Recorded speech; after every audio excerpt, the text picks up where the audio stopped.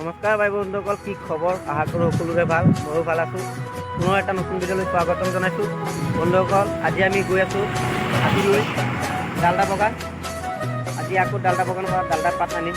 হাতী খাই ভাল পায়, সেইটো কাৰণে তো জীৱ বস্তু না মৰমো লাগে, তো সি ডালদা পাত খাই ভাল পায়, তাৰ ফেভৰেট খানা। তো আমি গৈ আছোঁ তাৰ কাৰণে ডালদা পাত আনিবলৈ। আকৌ খুৱাই লৈ আহিম, আকৌ তাৰ কাৰণে ৰুমতো লৈ আহিম। তো আপোনালোকে ভিডিঅ'টো চাই থাকক। এইফালে আছে আমাৰ পাহাৰ, কাজিৰঙা পাহাৰ। এইটো টাৰ্ণিং পাহাৰ বুলি কয়। এইটো চাওক, এইটো টাৰ্ণিং। মোৰ লগত আছে পিছফালে বিনোদ। গাইছ, এইটো আমাৰ এটা কেম্প হয় কাজিৰঙা নেশ্যনেল পাৰ্কৰ বন শিবিৰ। এইটো বন সুৰক্ষা শিবিৰ হাৰমতি কাজিৰঙা ৰাষ্ট্ৰীয় উদ্যান বাঘ সংৰক্ষণ বনাঞ্চল। এইটো কেম্পটো হয়। এইফালে চাইছে, এইটো পাহাৰ। এইটো পাহাৰৰ পৰা এইফালৰ পৰা ধৰক হাতী, কিবা বাঘ, হৰিণ, বাফালো, ৰাইনোচ এইবিলাক ওলাই না, তো সিহঁতে তেখেতক ভিতৰলৈ পঠাই দিয়ে, ফায়াৰিং কৰি দিয়ে, মানে খেদি দিয়ে বস্তুটো বাহিৰত। এনে ৰাস্তা অহা যোৱা গাড়ীৰ তলতো পৰিব পাৰে, সেইটো কাৰণে সিহঁতে বস্তু ভিতৰতে থাকিব দিয়ে। ইফালে আমাৰ হাইৱে হয়, তো কিবাকে যদি গাড়ীৰ সন্মুখত ওলাই যায়, খুন্দা লাগি হ'ব পাৰে, কিবা দুৰ্ঘটনা হ'ব, সেইবুলি ইয়াত এটা শিবিৰ আছে।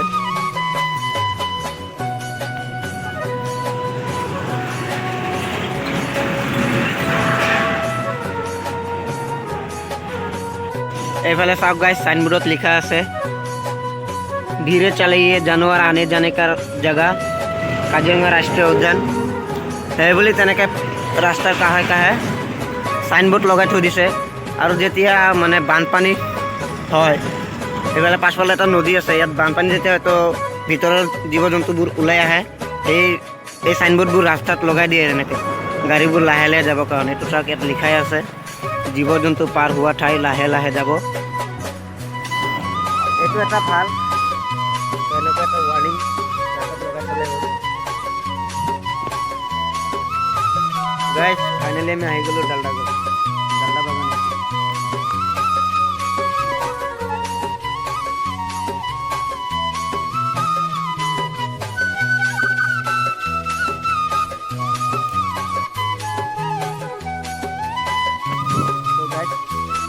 গছত পাত কাটি আছোঁ, মানে অলৰেডি দুটা গছত পাত কটা হৈ গ'ল। এইটো এটা গছ, আৰু সেইটো যোনটো চাই আছে এই গছটো কাটিছোঁ। আৰু তাৰ তলত আমাৰ হাতী আছে 4টা, ই অলপ অলপ দেখা গৈ আছে। আৰু এতিয়া এইটো কাটিছোঁ, এতিয়া সেইটো গছত বাঁহ লগাই দিছোঁ। চাওক, এই গছটো কাটিম, তাৰপিছত বেলেগ কাটিব লাগিব।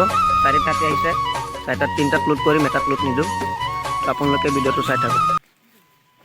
গাইছ, মই গছত উঠিব গৈ আছোঁ।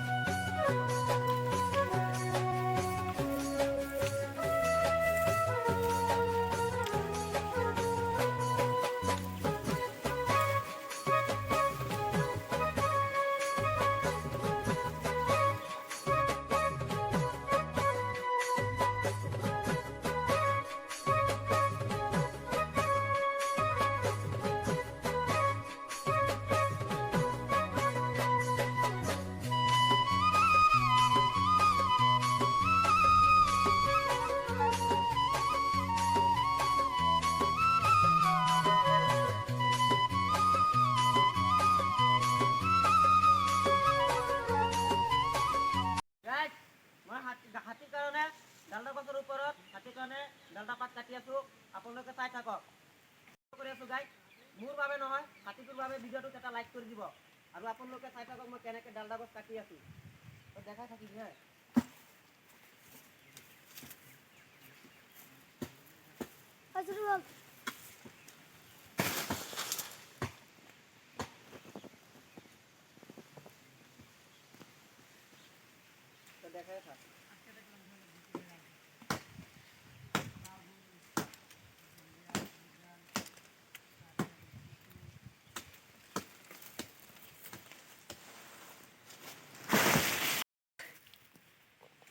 এই গছটো মই এতিয়া কাটি নামিছোঁ আৰু এইটো গছৰ পাত এফালে কাটি এতিয়া জমা কৰি আছোঁ গাইছ অলৰেডি পাতৰ আগকেইটা কাটি দিছোঁ মানে বহুত দীঘল দীঘল থাকেতো আমি হাইৱেদি যাওঁ সেইটো কাৰণে পাতৰ আগটো অলপ অলপ কাটি চুটি কৰি দিওঁ যাতে গাড়ীত অহা যোৱা অসুবিধা নহয় সেইটো কাৰণে আমি পাতটো অলপ অলপ কাটি দিওঁ ইমান পাত কাটি দিওঁ গাইছ আৰু এইফালে মোৰ হাতীটো ধুনীয়াকৈ খাই আছে এইটো মোৰ হাতীটো হয় এতিয়া খাবলৈ দিছোঁ আৰু মই মোৰ কামখিনি কৰি দিছোঁ আৰু এইফালে আৰু ৩-৪টা হাতী আছে আপোনালোকক সেইকেইটা হাতীকো দেখাই দি আছোঁ গাইছ এইটো গাইছ চাওক আমাৰ 3টা হাতী এই দাঁতালটো যে চাইছে গাইছ এই দাঁতালটো বহুত বেলেগ ডেঞ্জাৰাছ হাতী হয় তাৰ ওচৰত মানে কি ক'ম আৰু আমিতো তাৰ ওচৰত একদম ভুলতো নাযাওঁ গাইছ ই একদম ডিঙি মৰা থাকিলেও জঁপিয়াই জঁপিয়াই আহি যায় ই বহুত খাতাৰনাক আছে এইটো গাইছ ভয় লাগি যায় ইয়াৰ মচন বেলেগ কিন্তু ই কিবা কিবি লৈ লদিয়াই থাকে মানুহক সেইটো তাৰ লগত আছে লক্ষী পূৰ্ণিমাৰ লগত আছে উৰপক্ষী আৰু এই দাঁতালটোৰ নাম হ'ল ধন এইটো গাইছ কেনেকৈ কামুৰি ছিঙি আছে আপোনালোকে চাওক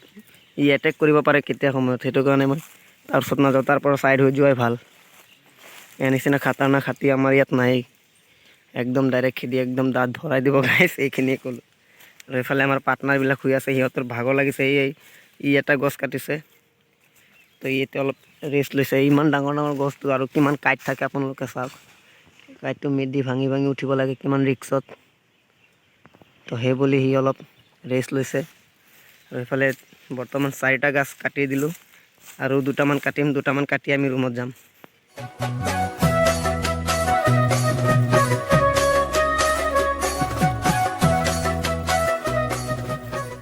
গাইছ 1:30 বাজে আমি এতিয়াও লাঞ্চ কৰা নাই আৰু একচুৱেলি আমি দুপৰীয়া লাঞ্চ নকৰোঁৱে এই হোটেলত কিবা কিবি পৰঠা বা চিঙৰা মেঙৰা খাই দিওঁ আমি লাঞ্চত মানে ভাত পানী খাব নহয় আমাৰ নিমিলে তো গাইছ খুব বেছিকৈ দুখ লাগে ইমান কষ্ট কৰিও আপোনালোকৰ কাৰণে ভিডিঅ' দিওঁ কিন্তু আপোনালোকে কি কৰে ভিডিঅ'টো অলপ চাই অলপ লাইক চাইক কৰি দিব না গাইছ তো গাইছ আমাৰ চব ৰেডি হৈ গ'ল আমাৰ গা লুট কৰি দিলোঁ এইটো আৰু এটা হাতী সেইটোৰো লুট হৈ গ'ল আৰু গাইছ এতিয়া বৰ্তমান বাজিছে 3টা 3:30 বাজিছে এতিয়ালৈকে আমি লাঞ্চ একো খোৱা নাই এতিয়া হাতীলৈ গৈ আছোঁ আৰু 1 ঘণ্টা পিছতে লাঞ্চত কিবা এটা পাম গম পালেনে আপোনালোকে তো গাইছ চবেই আমি এতিয়া ভোকত আছোঁ আৰু অলপ পিছতে আমাৰ ভোজন হ'ব লাঞ্চৰ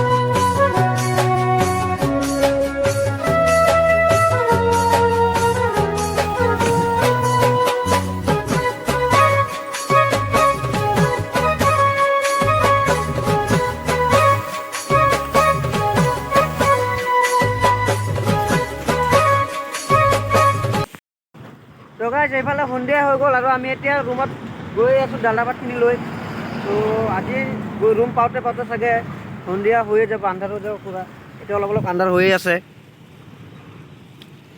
5টা বাজিব এতিয়া তো 6টা বজাত পূৰা আন্ধাৰ হৈ যাব আৰু আধা ঘণ্টা 1 ঘণ্টামান লাগিবই আমাৰ অলৰেডি আমি 3-4 কিলোমিটাৰ আহিলোঁ আৰু 2-3 কিলোমিটাৰ যাব লাগিব আমাৰ ৰুমলৈকে তো হাতী এইফালে গৈ আছে এইফালে আৰু হাতী আহি আছে 2টা আগফালে ধনৰ পিছফালে উৰপক্ষী আৰু মই চবৰ পৰা আগত গৈ আছোঁ মোৰ ঠেলা গাড়ীখন লৈ পেলাই